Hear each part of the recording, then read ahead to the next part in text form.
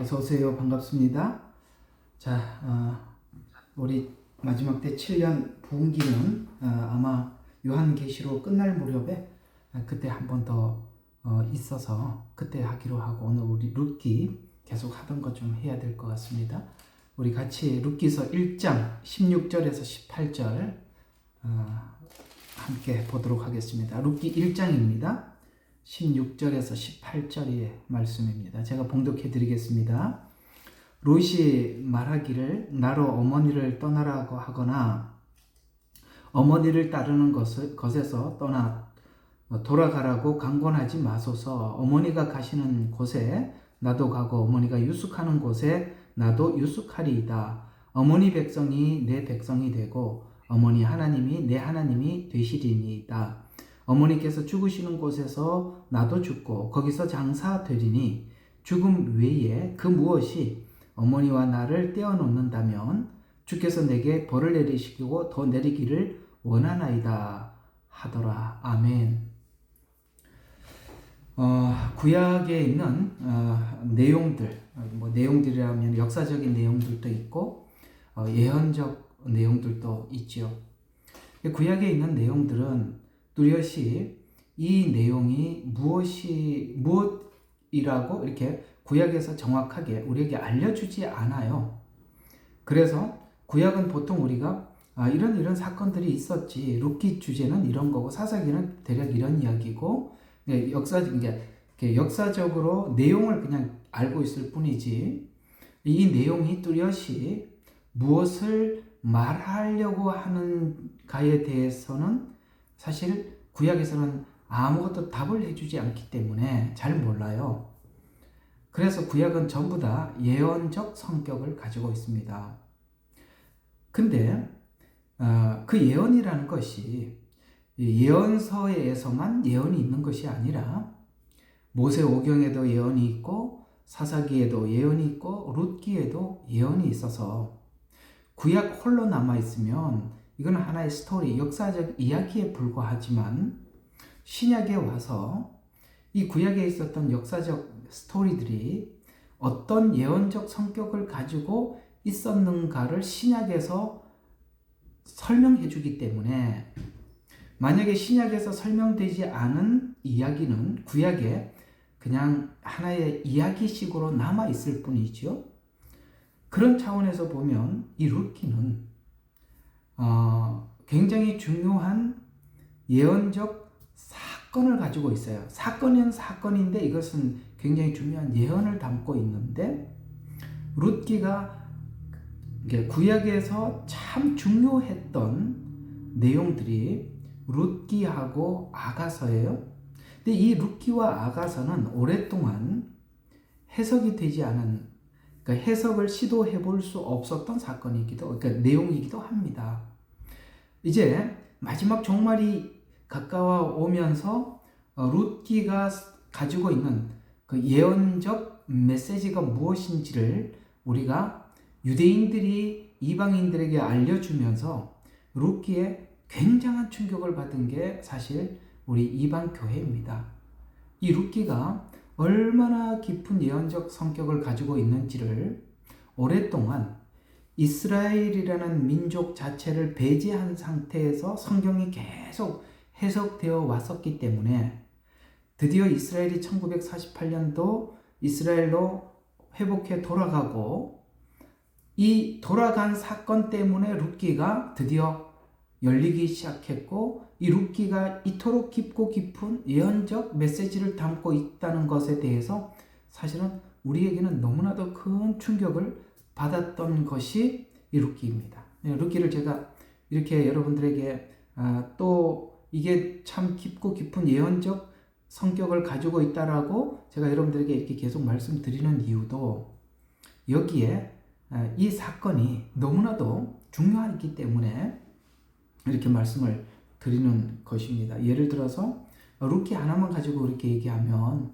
뭐 이렇게 룻기가 그토록 깊은 예언적 성격을 가지고 있느냐라고 생각을 하시겠지만 성경에 보면 아브라함이라는 한 인물이 성경 전체의 믿음을 설명할 때마다 등장을 하고 있다는 것이 아브라함이라는 한 인생이 그 아브라함이라는 한 인생이 하나님 앞에 믿음을 인정받는 것으로 끝나려고 우리에게 그 아브라함의 믿음을 아브라함은 이런 사람이라고 하나님께서 내세우려고 하는 것이 아니라 아브라함은 어떻게 믿음이 시작되었고 어떻게 믿음이 자라갔으며 그 믿음의 정점이 무엇인가를 하나님과 아브라함 생애 속에서 함께 하시면서 계속 하나님께서 아브라함에게 또 그 한 걸음 더 나가도록 그 믿음을 또 심어주시고 믿음을 심어주시고 심어주어서 결국 그 믿음이 모리아산에서 이삭을 드린 사건, 곧 십자가의 죽음과 부활을 하나님 앞에 신앙 고백한 것이란다. 그것은 아브라함에게서 나온 믿음이지만 그 믿음이 믿음 되게 만든 장본인은 나다라고 하나님이 그렇게 설명을 해주고 싶은 것이죠. 또 야곱은, 그러니까 이삭은 소망을 상징합니다. 믿음은, 아브라함은 믿음을 설명하기 위해서 등장한 사건, 인생이라면 이삭은 소망을 우리에게, 하나님 나라의 소망을 가진 자가 어떻게 살아가는가, 나는 날마다 죽노라 라고 말한 것처럼 모리아산에서 이미 죽었던, 세상에선 죽고 그리스도 안에서 거듭난 하나님의 성도들의 삶은 이러이러하단다 라고 하나님께서는 이삭을 통해서 거듭난 성도들이 살아가는 방법, 살아가는 내적 어떤 마음, 그 다음에 세상을 대하는 태도, 이런 것이 무엇인지를 하나님은 이삭을 통해서 설명하고 싶은 것이고, 야곱을 통해서 하나님께서 우리에게 하고 싶은 것은 사랑이 무엇인지를, 라헬과 야곱의 사랑, 그 사랑의 관계를 우리가 하나님과 우리의 사랑이라는 관계 속에서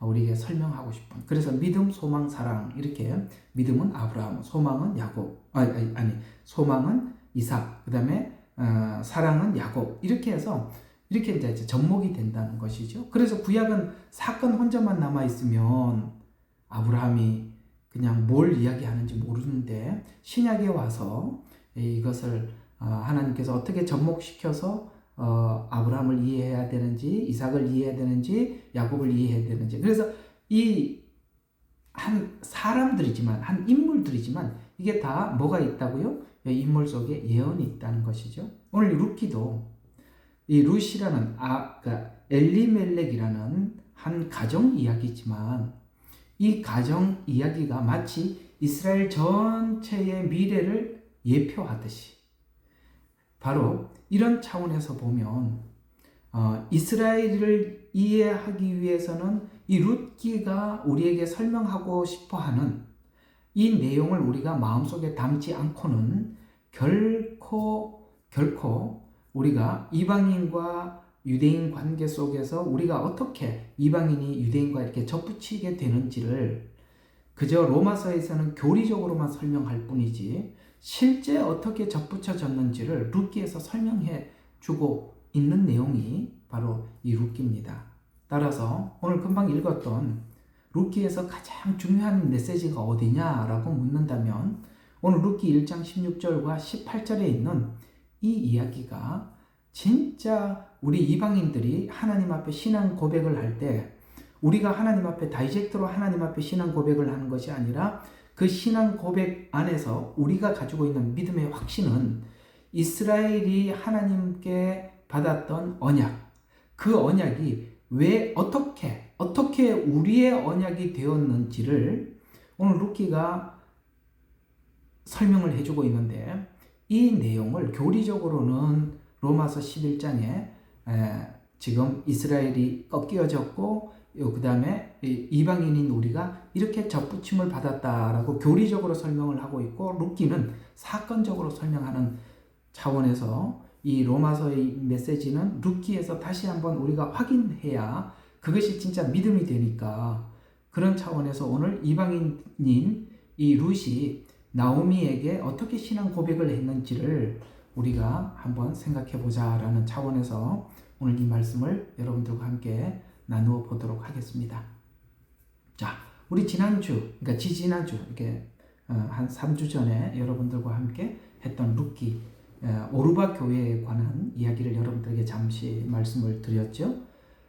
자, 지금까지는 이스라엘이 AD 70년에 온 세계로 흩어졌습니다. 지금 이제 알리아 운동이 한참이죠.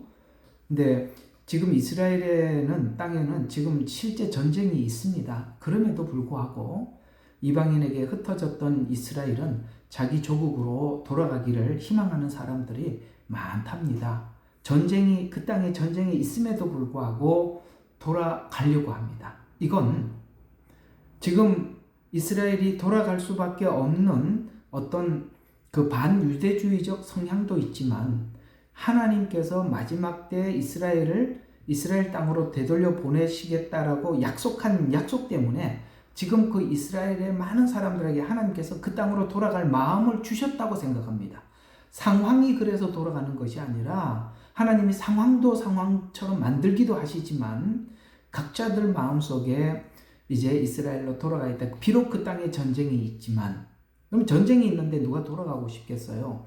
그럼에도 불구하고 이스라엘 땅으로 많은 사람들이 돌아간다는 것은 하나님께서 이미 예언하셨고 그 예언에 따라서 각 사람들에게 마음을 부어주시기 때문에 그렇다고 생각합니다. 그런데 우리가 오늘 룻기에서 이방인 된 우리 교회들이 우리가 하나님 주시는 이 말씀을 깊이 한번 점검해야 될 부분이 뭐냐면, 지금까지 이상하게 이 교회가 이런 일이 전에는 없었는데 이 교회 안에서 이런 일이 있다는 게 참 신기해요. 예를 들어서 이런 것입니다.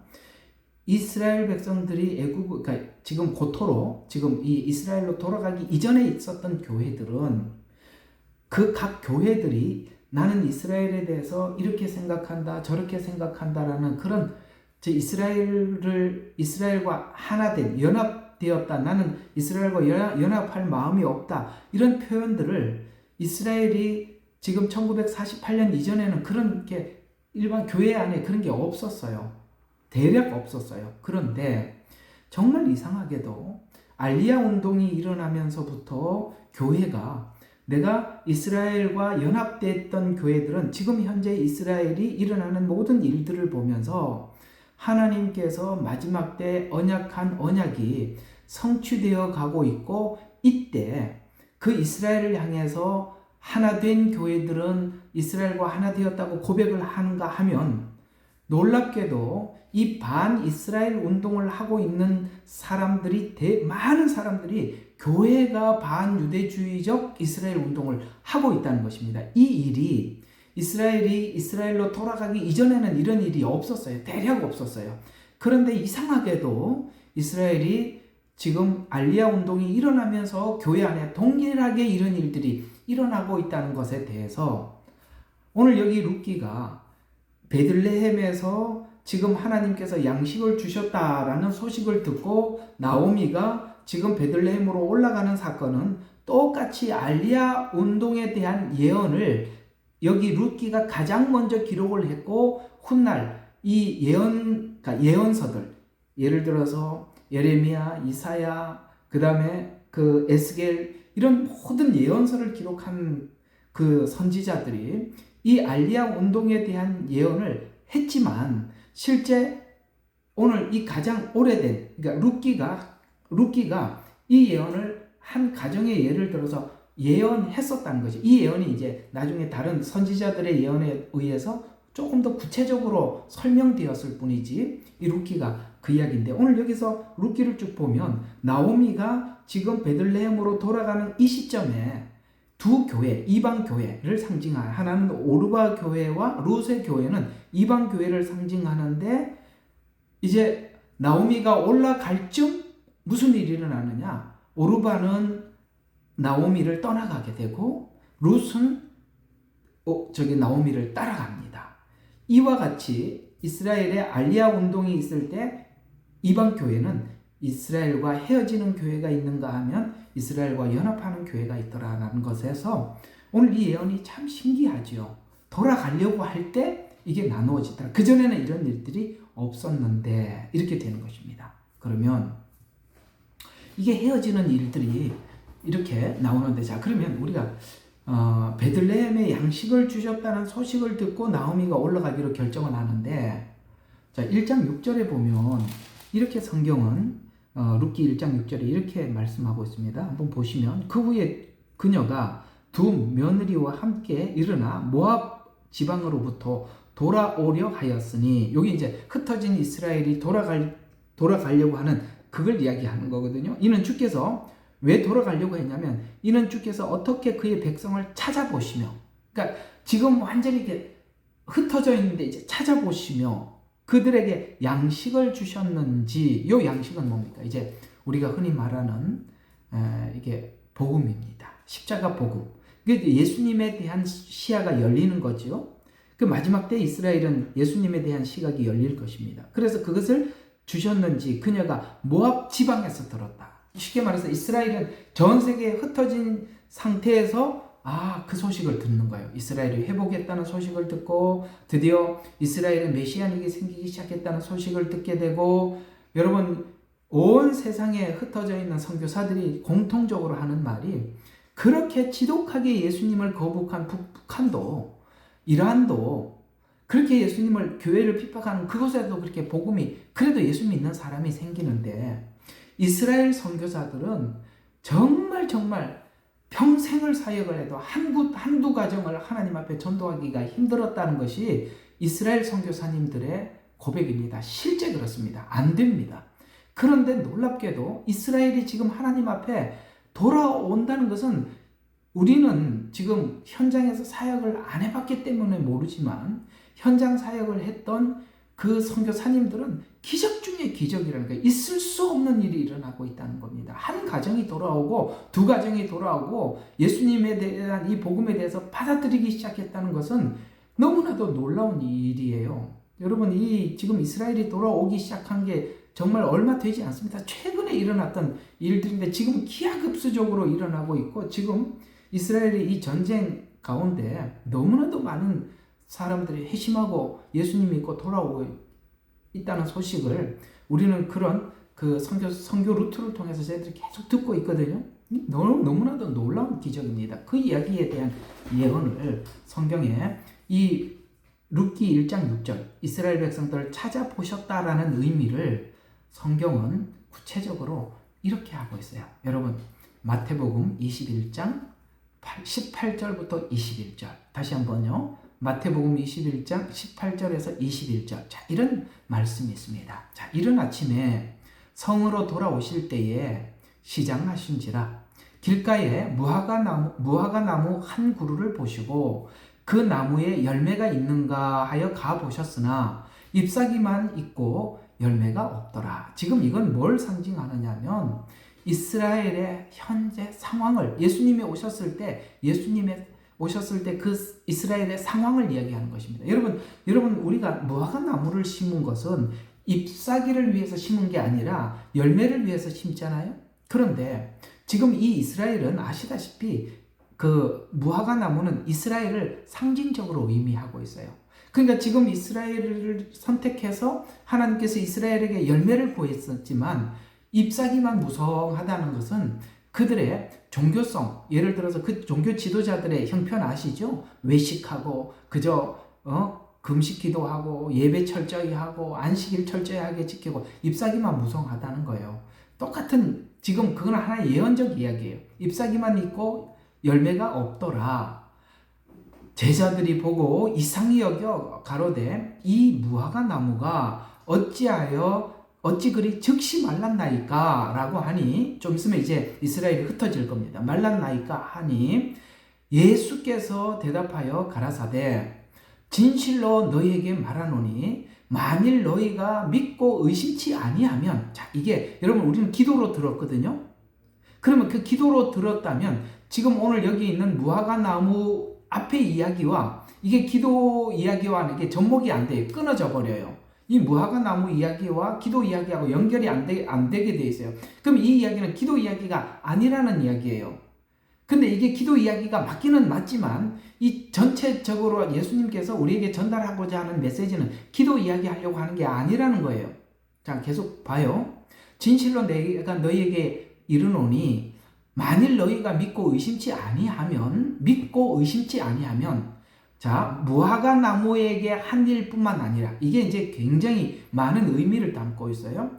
이 산더러 들어서 바다에 빠지라 하여도 그대로 되리라. 너희가 기도할 때 무엇이든지 믿고 구하는 것은 다 받으리라. 이렇게 해서 우리가 기도로 딱 치부해서 앞에서부터 쭉 해석을 하거든요. 그런데 자 봐요. 이런 이야기가 되는 것입니다. 여러분 이 성경 이 내용을 보면서 참 신기하지 않아요? 야, 무화과나무 이야기는 조금 다른 이야기인데 지금 이 전체 이 오늘 금방 읽었던 18절과 21절 전체를 설명을 해내려면 전체 이렇게 이어서 설명하려면 자꾸 끊어져요. 앞에 있는 이야기는 무화과나무 이야기고 뒤에는 의심치 않고 기도하면 다 하나님께서 다 받을 것이다. 그러면 이렇게 앞에 있는 이 무화과나무하고 이게 무슨 연관이 있지 하고 연관이 안 되잖아요. 근데 지금 예수님 것은 연관시켜서 설명을 하고 있거든요. 그러니까 쉽게 말해서 뒤에서 기도 이야기로만 딱 끊어서 설명을 하게 되면 앞에 있는 이야기는 그냥 날아가 버리는 거예요. 아무 의미가 그 둘 이야기가 끊어져 버리는 거예요. 예수님은 그렇게 설명하지 않아요. 모든 복음서 내용들은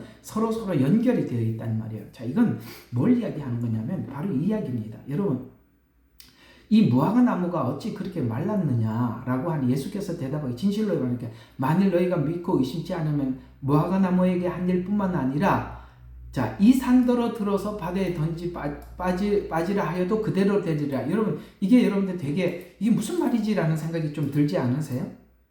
여러분 기도하면 하나님께서 산을 들어가고 바다에 던지십니까? 이건 무슨 이야기냐면 지금 현재 이스라엘 상태를 이야기하고 있는 것입니다. 여러분 이스라엘이 얼마나 마음이 강팍한지 예수님이 돌아왔을 때 누구도 예수님을 구주로 영접한 자들이 없을 만큼 요한복음에는 빛이 왔는데 어둠이 깨닫지 못해. 여러분 빛이 오면 어둠이 당연히 깨달아야 되는데 예수님이 오시면 당연히 이스라엘이 알아봐야 된다 이 말이에요. 근데 아무도 알아본 사람이 없었다는 거예요.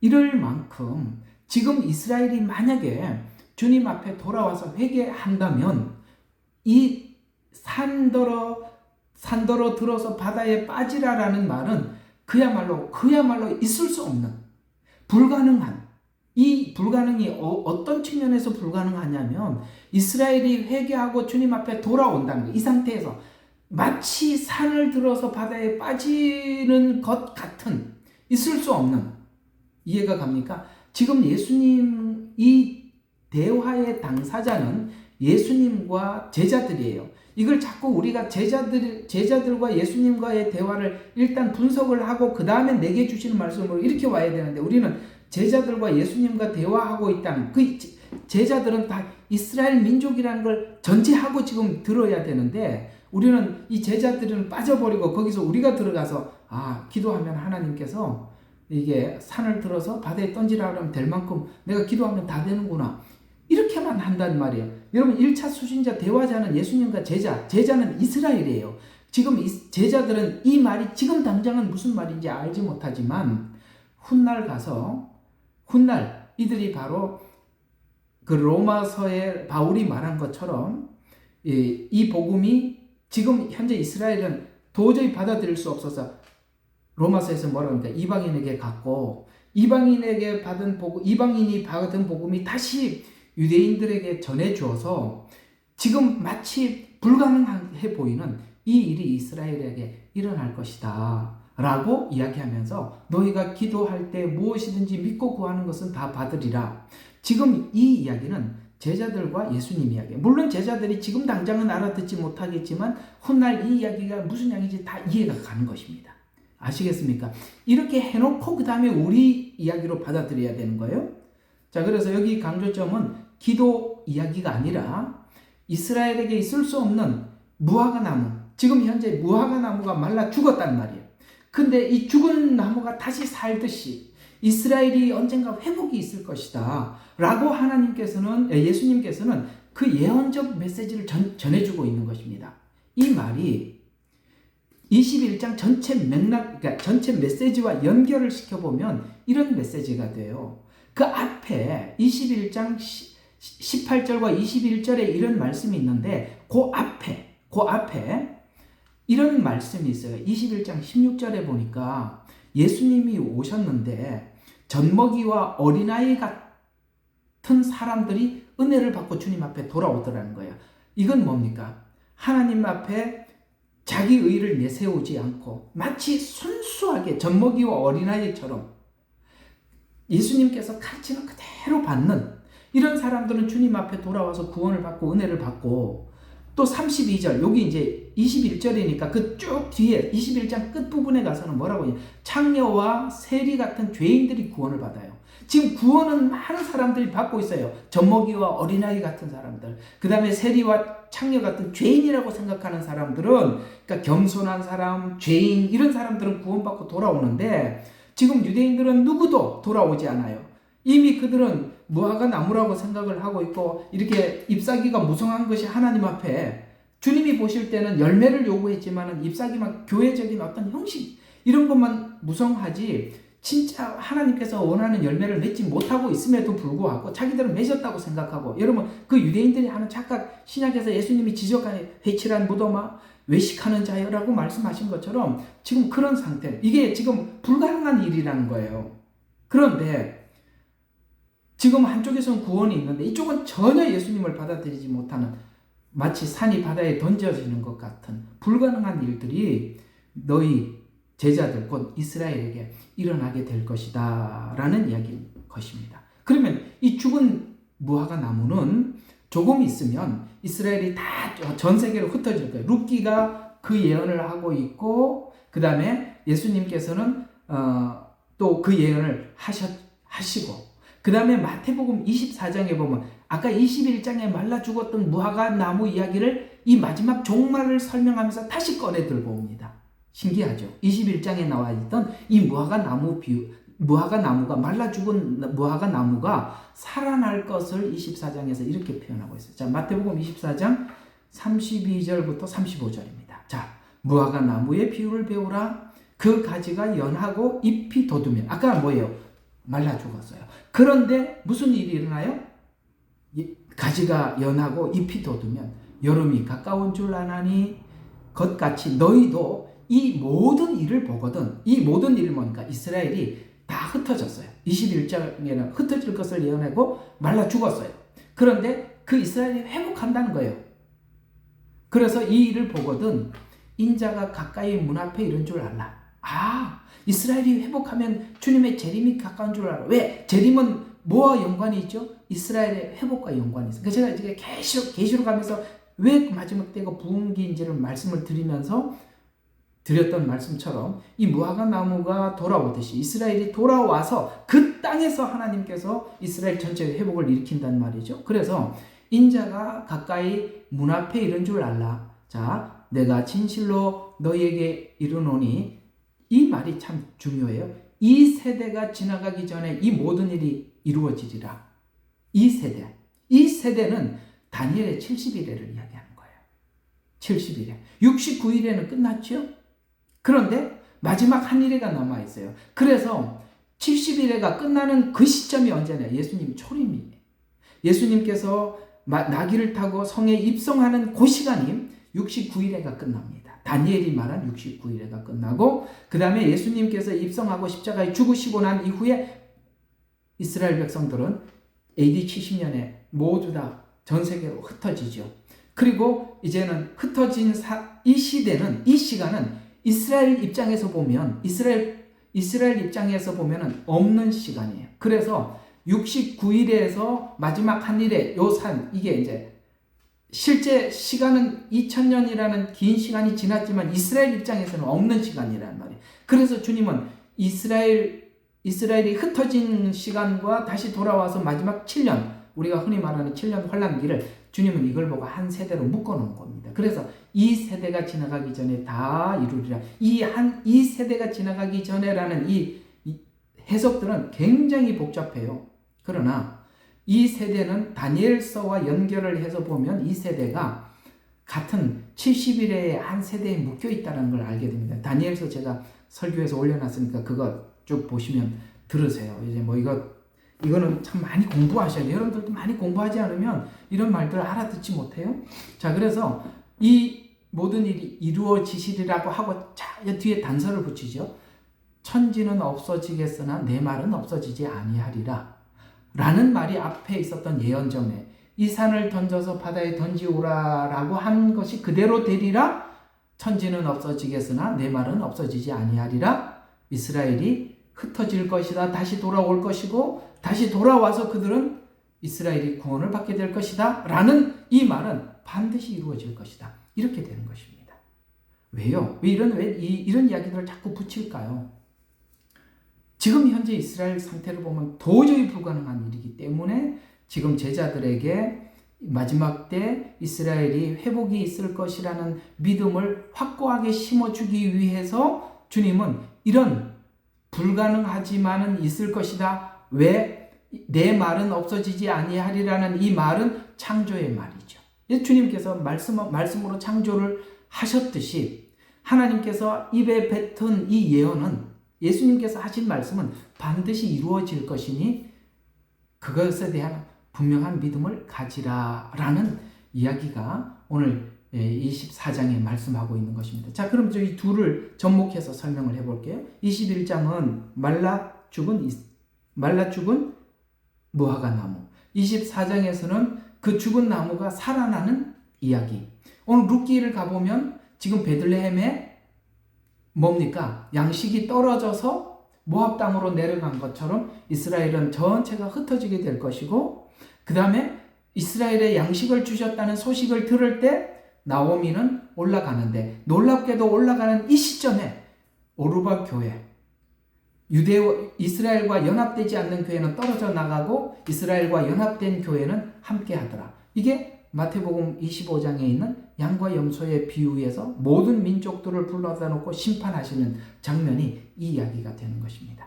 자, 좀 여기까지만 말씀을 드리고 자, 다음 주에는 그러면 룻이 나오미를 따라갔는데 그 따라간 이방 교회인 우리들은 우리 신앙 고백이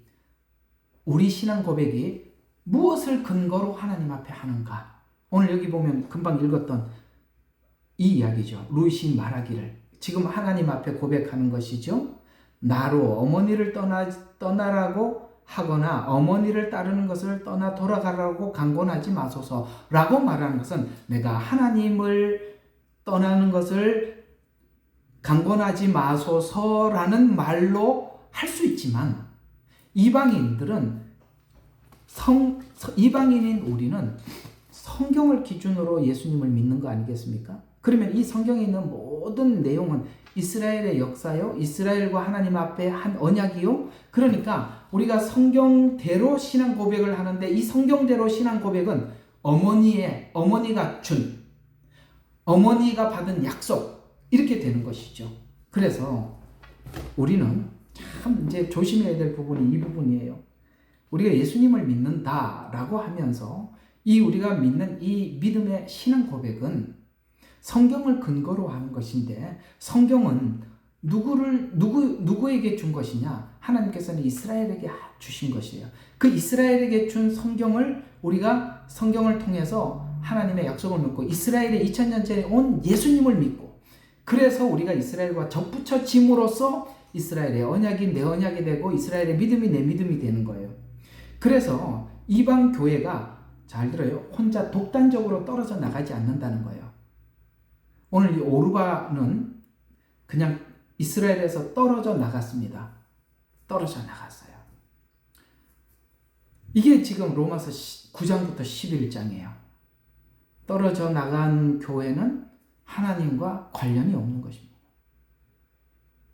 지금 우리가 대략 보면 어떤 교회는 이스라엘에 대한 이야기를 하면 교회가 더 막 나서서 도리어 그 이스라엘이 아닌 하마스나 혹은 저기 헤즈볼라나 아니면 이란이나 이런 사람들은 저 악한 이스라엘 막 이렇게 이야기를 하시는 분들이 계시는데 우리가 복음을 제대로 안다면 절대 그럴 수 없는 것입니다. 오르바 교회는 마지막 종말 때 분명히 드러나는 것입니다. 우리가 뿌리 없이 다음 주에 해야 될 메시지지만 요거를 좀 더 해야 오해가 없을 것 같으니까 요 성경을 한 번만 더 한 군데 보겠습니다. 이게 이 말이에요. 로마서 11장 17절부터 21절 한번 보시죠. 이렇게 이야기하고 있습니다. 이 접붙인 데서 떨어져 나간 교회는 아무 의미가 없다. 자, 보세요. 또한 가지 얼마가 꺾였는데, 이건 뭡니까? 이스라엘이 지금 하나님께서 이렇게 이스라엘을 흩으셨다라는 이야기예요. 꺾여졌어요. 이스라엘이 꺾여졌습니다. 근데 돌감람나무는 이방인을 이야기하는 거죠. 참감람나무는 유대인을 이야기하고 있는데, 돌감람나무인 내가 그들 중에 접붙여져서, 그렇습니다. 우리는 그들에게 접붙여져서 어떻게 됐습니까? 감람나무 뿌리와 진에게 함께 참여하게 되었은즉, 이렇게. 그렇죠. 우리는 원 감람나무가 아니에요. 우리는 돌감람나무. 꺾여졌기 때문에 접붙여진 거예요. 그래서 우리가 접붙여졌기 때문에 그 진에게 함께 참여하게 되는 거죠. 우리는 접붙여져서 그 진에게 뭡니까? 이스라엘의 언약이 내 언약이 됐다는 거예요. 그 진에게 참여하게 되었은즉 내가 그 가지들을 향하여 자랑하지 마라. 이게 뭐지요? 저는 이 자랑하지 마라는 말을 우리가 지나가겠지만, 저는 지금 신학자로서, 그러니까 신학한 자로서 보면 이게 바로 하나님께서는 이스라엘을 버리고 우리와 약속했어 라는, 네가 원가지가 아닌데 원가지라고 말하는 대체 신학 이야기를 여기서 지적하고 힌트를 줬다고 생각합니다. 분명히 말했습니다. 내가 그 가지를 향하여 자랑하지 말라고 했습니다. 우리는 언약의 당사자가 아니거든요. 그래서 자랑할지라도 내가 뿌리를 보존하는 것이, 너 뿌리가 아니니까, 참감람나무가 아니니까 내가 뿌리를 보존하는 것이 아니라, 우리가 뿌리가 아니니까 뿌리가 너를 보존하는 거예요. 이게 지금 착각하는 거죠. 우리가 뿌리가 아닌데 우리가 뿌리라고 거짓말한 거예요. 속은 거라 이 말이에요. 대체 신학이 바로 그 이야기예요.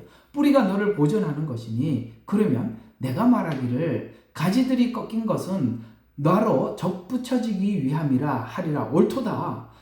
그들은 믿지 아니함으로 꺾여졌고, 아까 꺾여졌다고 했잖아요. 가지 얼마가 꺾여졌는데 왜 꺾여졌다고요? 예수님이 오셨는데 믿지 않아서 꺾여졌다는 거예요. 그래서 이방인에게 흘러갈 거예요. 그래서 믿지 아니함으로 꺾여졌고 너는 믿음으로 말미암아 섰느니라. 높은 마음을 품지 말고 도리어 두려워해라. 하나님께서 원가지도 아끼지 아니하셨은즉 너도 아끼지 아니하리라 라고 분명히 경고하고 있어요. 이 말이 다 함축하고 있는 것입니다.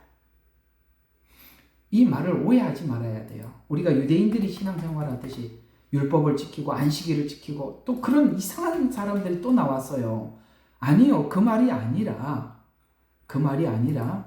우리는 유대인들이 전해준 이 성경, 이 복음을 가지고 우리가 예수님을 믿었더니, 이게 지금 유대인들이 꺾여졌고 우리가 거기서 접붙여져서 그들의 언약이 우리 언약이 됐지, 우리가 언약의 주체나 당사자가 아니라고 분명히 경고하고 있어요. 왜? 시간이 지나면 이스라엘은 나라가 없고 흩어져 있고 국가가 없으니까, 이것이 마치 우리 교회에게 이스라엘의 특권이 돌아온 줄 알고, 그래서 우리가 지금까지 구약에 있는 모든 성경도 이스라엘이라는 단어가 나올 때마다 교회라고 이해를 했는데, 그 이스라엘은 하나님께서 마치 산이 바다에 던져준 거, 던져지면 그대로 되는 것 같이 있을 수 없는 일이 이스라엘에게 일어났고 있을 수 없는 이스라엘의 구원이 시작되었다라고 예수님은 이렇게 우리에게 설명을 하고 있는 것입니다. 오늘 이 말씀, 오늘 한 번에 이해가 안 되시면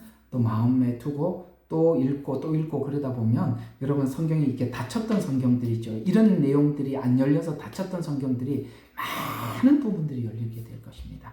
사실은 우리가 이스라엘이 닫혀 있어서 이스라엘에게 했던 수많은 약속들과 언약들을 보지 못하고, 특별히 이스라엘이 닫혀 있으면 마지막 종말을 보지 못하게 되는 것입니다. 누구만이 종말을 보느냐? 이스라엘을 아는 자만이 종말을 보게 돼요. 왜? 하나님은 이스라엘을 시간표로 쓰시거든요. 눈동자라고 말씀하셨거든요. 이렇게 우리는 이스라엘과 다른 게 아니라 모든 기독교는 유대교를 중심으로 해서 나온 것입니다. 그렇다고 해서 유대교가 지키고 있는 안식일이나 율법을 지킨다, 이런 얘기가 아니에요. 그렇게 이야기하는 사람들은 이단입니다. 제가 그 얘기를 하는 게 아닙니다. 오늘 단순히 성경이 지적하고 있는 이 내용을 우리가 받아들이라. 그렇다면 우리가 어떻게 하나님 앞에 신앙 고백하느냐? 어머니의 하나님이 내 하나님이에요. 내 아버. 아시겠어요? 어머니의 하나님이 내 하나님이에요. 물론 우리가 그분이 우리 하나님이에요. 그러나 어머니의 하나님, 그 어머니는 이스라엘을 이야기하고 있는 것입니다. 오늘은 여기까지만 하겠습니다. 기도하겠습니다. 하나님, 구약에 있는 많은 사건들은 예언적 성격을 가지고 있습니다. 앞쪽에서는 구약 성경 앞쪽에서는 사건을 다루고 있고 그 다음에 중간은 예언서가 들어가 있습니다. 그러나 이 모든 사건과 예언이 무엇인가라고 하나님 앞에 질문을 하면 하나님이 신약을 통해서 정리해서 우리에게 설명해 주는 구조로 성경은 작성이 되어 있습니다. 그런 의미에서 보면 룻기는 정말 귀한 중요한 예언서 중에 한 예언임을 알 수 있습니다. 주님, 룻기를 통해서 이스라엘에 대해서 눈을 뜨게 해주시고 우리가 이방 교회가 어떻게 신앙 고백을 했는지 유대인과 어떤 관련이 있는지를 우리가 분명히 성경이 말하는 대로 알고 믿고 따라가게 도와주시옵소서. 이 말씀이 오늘 듣는 모든 사람들에게 아버지 하나님 알아듣는 지혜와 명철을 성령 안에서 주실 줄 믿습니다. 예수님 이름으로 기도드렸습니다.